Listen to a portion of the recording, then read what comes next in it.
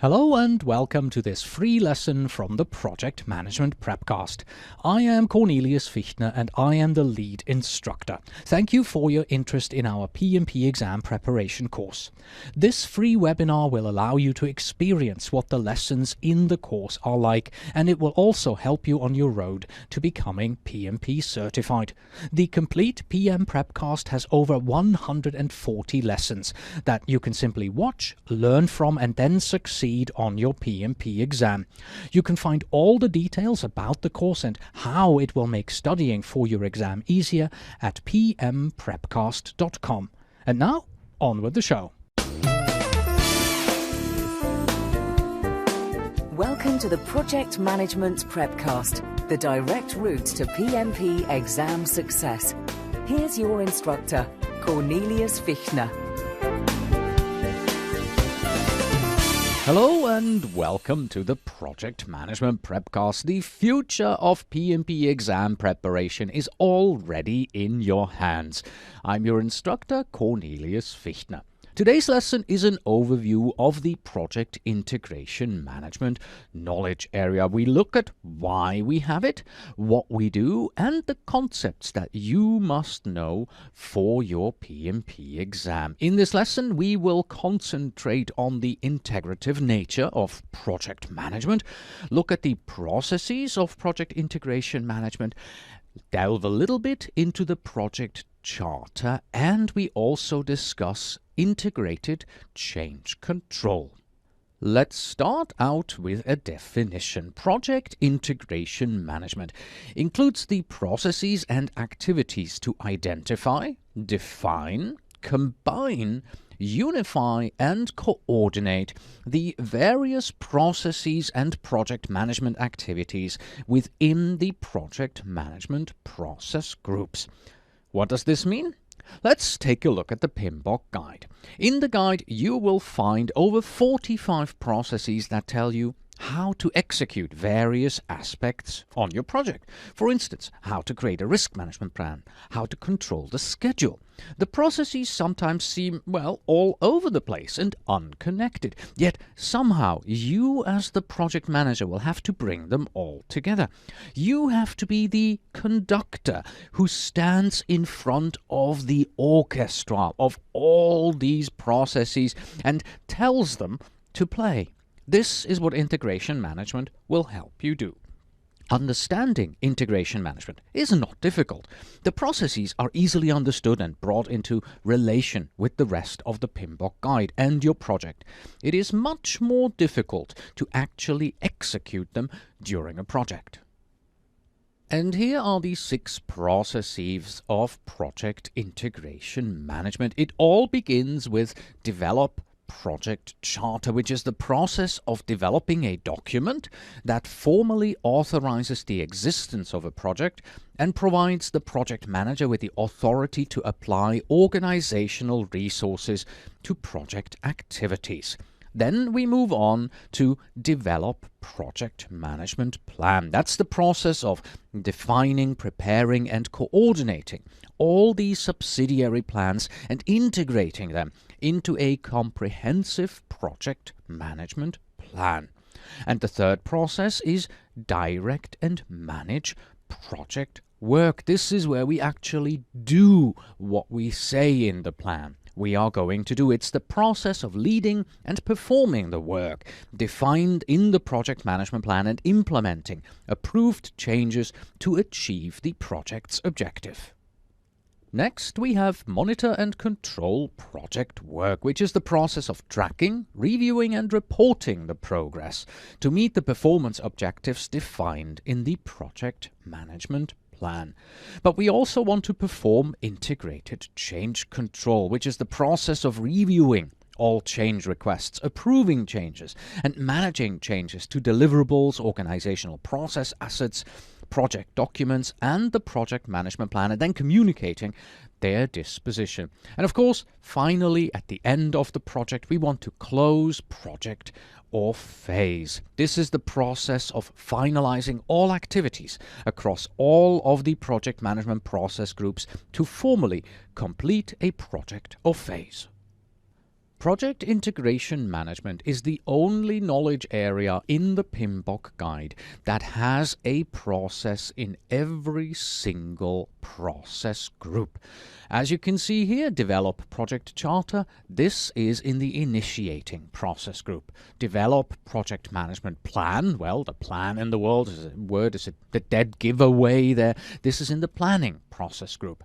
Direct and manage project work, that is the executing process group. Monitor and control project work, as well as perform integrated change control, they are both in the monitoring and controlling process group. And of course, close project or phase, that's in the closing process group.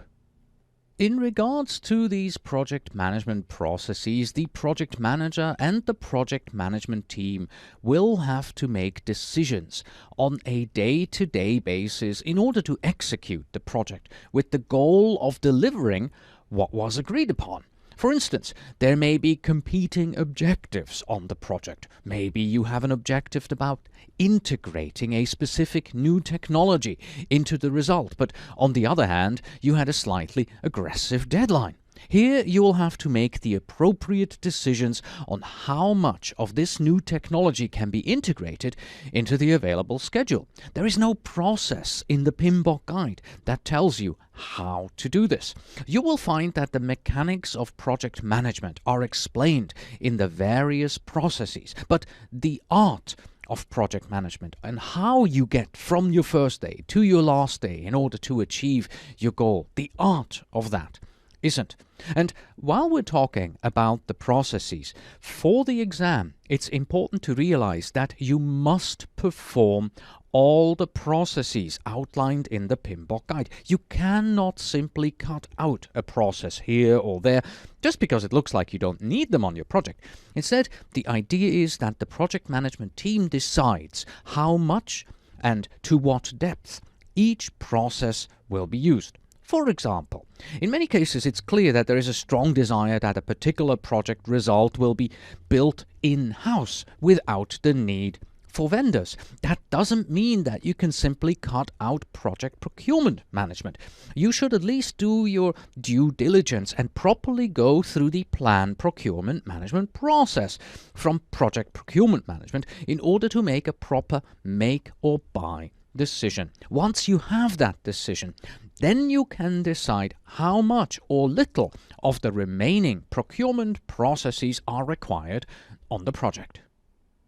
There is another important note about the processes, and that is how they interact. If you look at the PMBOK guide, you might get the opinion that project management is a neat and orderly thing, but as soon as you get onto a real project, you'll see that it's not as clear-cut. Processes interact with each other in more ways than shown in the PMBOK guide. In the guide, it looks like this here. It looks like we have a nice jigsaw puzzle, but in real life, each project is like a town, with buildings and roads and buses and people and nightclubs and shops and cinemas, and all of them interact with each other in uncounted and sometimes unpredictable ways. And the PMBOK guide tries to make you aware of this. The third figure in most chapters about the PM processes is the data flow diagram, and it shows all processes and how they interact. But you must understand that not all process interactions and data flow among the processes are shown in that figure. And I think that you can also find a statement about process interactions in every knowledge area chapter. The statement says something like this: the processes may be presented here as unique and separate processes with defined interfaces, like our graphic here on the left-hand side, while in practice they intersect and interact in many more ways, like the town we're showing you here on the right. After all, the PMBOK guide is just a guide. It doesn't claim to contain every last bit of project management know-how. Let's move on and take a look at a few key concepts from project integration management that you'll need to know for the exam. Of course, we look at the details during the individual lessons of the appropriate processes. Right now, we're just going to go from one concept to the next to give you a high-level understanding, beginning with the fact that integration is a central activity in project management. You will have to consolidate and integrate many project management actions that are necessary to deliver the product. For example, you'll have to make decisions as to where you need to apply resources, and you will have to revisit these decisions almost daily. You manage stakeholder expectations and you integrate new needs into the project, and you will need to deliver the product into the ongoing operations of the organization, which is yet another aspect of integration. Almost the whole project comes together here. This makes integration a key activity, so you should definitely understand inputs, tools and techniques and outputs for each process, and not simply memorizing them, please, but understanding why we use them and what their purpose is. The first process in project integration management, and indeed quite often also the first process in any project that you do, is develop project charter. And the project charter is a very important document because the project charter is the document that formally authorizes a project. It presents the project manager with the authority to apply organizational resources to the project. In other words, you as the project manager, your name is in the charter, you're named in the charter, and based on this, you are now allowed to spend time and money on this project and probably even hire other people for it. Also important to know is the fact that the project manager should be assigned prior to the start of planning, and preferably as you are actually creating this charter here. And because this is such a very important project document that you must understand for the exam, we do have a separate lesson just on the project charter where we look at the details and help you understand it in depth. After the development of the charter, which is part of project initiation, follows the very large planning process. So why do we do all this planning? What is the goal of all of this planning? From a project point of view, the goal is to better define what we need to deliver, but also how we are going to deliver it. What we deliver is primarily defined in the project scope, but also in the budget, where we say how much it will cost, in the schedule, where we say when it will be done, and in the quality management plan, where we say at what grade we will be delivering the results. The how is defined in all our various other plans. For instance, the staffing management plan will tell you the processes that you will perform in order to put a team of specialists together that can deliver the what. It might say that we will primarily try to assign internal resources, and then we will look for appropriate consultants, and we will also need to employ 3 new engineers for project-specific research and design. At the end of the planning process group, we will have a solid understanding of our project and product thanks to all the plans that we have developed and that are integrated into the project management plan. So the what and the how is what we, plan in planning, and the project management plan is the output, or in some processes, an update to the already existing project management plan is the output. We have a separate lesson also for the project management plan because it's also quite an important document for you to understand. So for now, let me just say that the project management plan is not a single document. Instead, it integrates a number of subsidiary plans like the staffing management plan or the quality management plan, as well as other important documents for the project, and it's probably the single most important document on the project, and that of course makes it extremely important for the PMP exam. So much for the project management plan at this time. Another important cornerstone of integration are historical files. We also know these as the lessons learned files. The idea is that we integrate the lessons learned from past projects into the activities that we perform on our current project.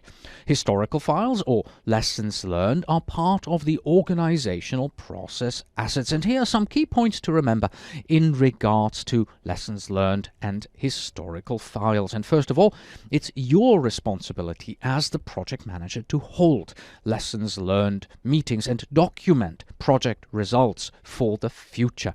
And this is why this historical information and your job with it is often a focus on sample questions. That's because historical information is important and helpful input from other project managers regarding successes and failures on the project. It enables you to rely on best practices that have worked in the past. You can rely on this as a reference.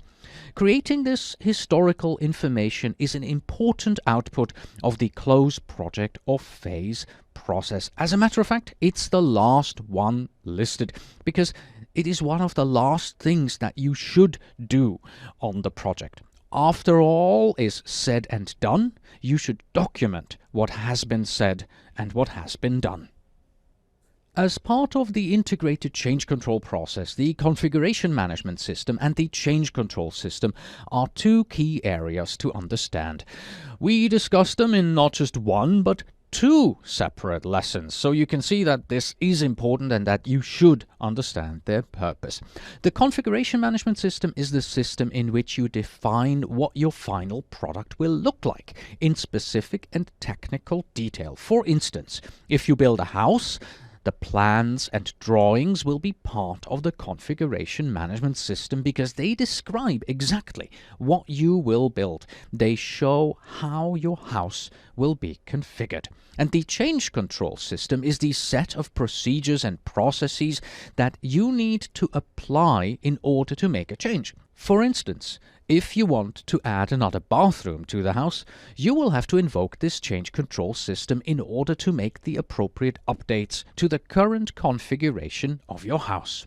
And this takes us seamlessly to the integrated change control system. This is also one of the major systems on a project because change is inevitable. At some point during the project, someone is going to want to make a change, either increase the scope or reduce the scope, or we find that our quality management processes don't work the way that we had envisioned, so we have to make a change to the actual process, and that's when you need the change control system. Without it, change will be rampant on the project and everyone will try to add or remove parts and nobody will be able to keep track of everything. It's quite simple at its core, really. If you want to make a change, fill in a form. This form will be reviewed and then either approved or denied. If it's approved, we will integrate it into the project, and if it's denied, we will give you a reason for denying it. And that's it in its very basic form. When it comes to change requests, they can be verbal, but should better be in writing. You can get these change requests from internal sources like your stakeholders or from external sources such as a government agency or new laws. That is why some change requests are mandatory, but nevertheless, they have to go through the integrated change control system where their effect on the rest of the project will also be evaluated. For instance, a change in a law may result in added project complexity and increased cost for implementation, but your stakeholders may not be willing to pay this additional cost, and therefore the decision was made to cancel the project. That is why every change must be fed into the integrated change control system. And by the way, it's the same with emergency change requests. If there is an emergency, go ahead and implement the change right away to fix the problem and get the system moving again. But then, follow the appropriate procedures and feed the change into the system for review. And finally, we have the closure activities. You'll see in the PMBOK guide there are only two processes in the closing process group. One is here in project integration management, close project or phase, and then we also have close procurements over in project procurement management. Close procurements is performed once for each of your contracts. And to make sure that you don't forget any steps to properly close it, you will rely on a checklist called the Contract Closure Procedures. And then close project or phase, on the other hand, is performed once for every project phase and once for the complete project. A lot of expert judgment is needed during this process to make sure that nothing gets forgotten and that the project or phase is closed according to all the relevant standards and procedures that we should be following on our project.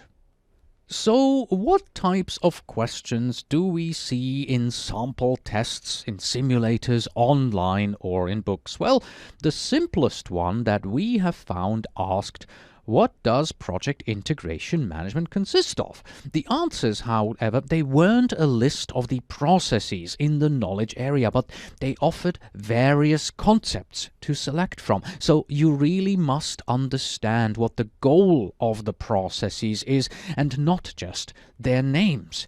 You can expect questions that test your understanding of the various tools and techniques that are employed during integration. For example, which system will help you in project execution? And that would be the PMI, the Project Management Information System. And yes, don't worry, we will look at that in other lessons here in Project Integration Management. Or you might be asked, which system helps keep the project scope under control? And that would of course be the integrated change control system. And as we have learned just a few slides back, the configuration management system is the place where your project's product is described in detail and updated, changed via the integrated change control system. As a general rule, questions on project integration management, they focus on the integrative nature of the processes, and they also test your understanding that you must follow the appropriate procedures in order to successfully complete the project.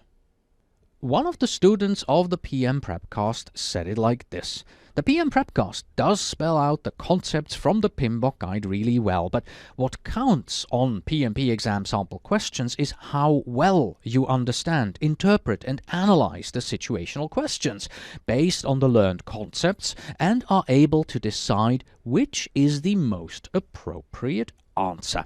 And that concludes our overview of project integration management.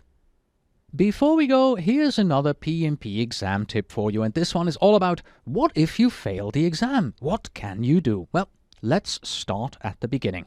After the exam, you will be handed a score report, which will show you in which of the domains you were proficient, moderately proficient, or below proficient. That way, you can see in which of the domains you had problems and probably failed the exam. This is important information for you, so that you can prepare properly for next time. But if you believe that there was an actual mistake during your exam or on your score report, then you can challenge that result. PMI has an appeals procedure for this. PMI's certification program is administered and supervised, they write in the documentation, by the PMI Office of Certification Appeals at the Global Operations Center, and all challenges to the certification program are governed by the comprehensive and exclusive rules of the PMI Certification Governance Council Certifications Appeals Procedure. Yes, that's how they define it. The appeals procedure, by the way, is the only method to review all decisions made by the certification department regarding applications, eligibility, examinations, test administration and results, and other applications or testing-related certification issues, challenges, or complaints. Since you have not passed the exam on your first attempt, you may now retest. You are granted a 1-year eligibility period in which you can pass the PMP exam. During this period, you may take the exam up to 3 times. So plan your time carefully to leave enough time during this period to retake your exam if you need it. If you fail the exam 3 times within the 1-year period, you must wait 1 year from the date of your last exam that you took before you can reapply for the credential. There is, of course, a re-examination fee that you will have to pay when you take the exam for the second or third time. If you need this information, and I sincerely hope you never do, then please look into the PMP handbook to see the most current prices for the re-examination, as well as some more details regarding the certification appeals procedure. Well, and what is the best way not to fail? Here are some basic recommendations for you. Start by watching all the lessons of the Project Management PrepCast, and great, you're already doing that. Wonderful. Create yourself a sound study plan in which you define how much you will study every day. Follow your own plan, track your progress, and adjust when necessary. Take a lot of sample questions. Begin with the free ones that you find on the internet, but make really sure that they're based on the most current version of the PMBOK guide and for the latest PMP exam specifications. And then also get yourself an online exam simulator to really hunker down and take several complete 4-hour exams. And then you need to get 2 books. First, you need to get the PMBOK guide, and you want to study with it and go through the guide at least twice. And then you also want to get yourself a separate PMP exam preparation book and study for this book alongside reading the PMBOK guide and watching the lessons here. If you're not sure what PMP exam prep book to buy, well, then we have some recommendations for you. Simply go to pmprepcast.com/book, and that will take you to our page where we have recommendations for several of these exam preparation books. One of these, the first one from the left, by the way, is the one that I personally used when I got ready for my PMP exam, and I still recommend it as one of the best books out there. And with that, we have come to the end of this lesson. So it's time for Justine to say, After a while, crocodile. and of course I say, until next time.